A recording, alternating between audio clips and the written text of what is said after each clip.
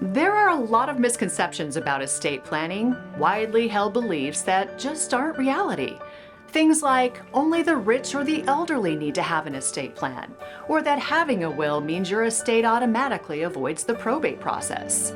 Come along as Sam addresses these common myths and sheds some light on the importance of a well-executed estate plan. When I sit down with folks, I often encounter a number of myths or misconceptions they have about the estate planning process. Those are usually, well, estate planning is only for the rich or the old, that a DNR is the only thing I need medically, that if I have a will, I'll avoid probate, or if I don't have a will, I'll avoid probate. And lastly would be probate is when I pay taxes on my estate. Let's talk about those in turn.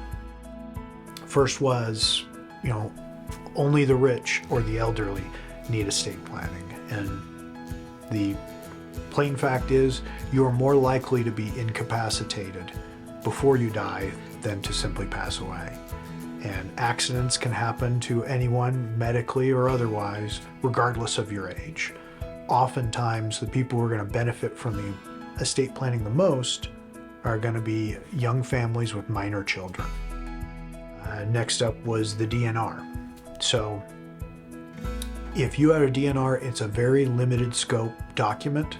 You need to have additional documents such as medical power of attorney, advance directive, living will, so that you make sure your medical wishes are carried out and it's just not limited to that do not resuscitate order. If I have a will, I will avoid probate. That is not necessarily the case, because a will controls property that you still own when you die. Well, the probate process is for the administration of property you still own when you die. So a will operates in probate. The myth that I encounter next up is people hear that and think, okay, well, I won't have a will and I will escape probate. Well, you still own that property when you die, whether you have a will or not.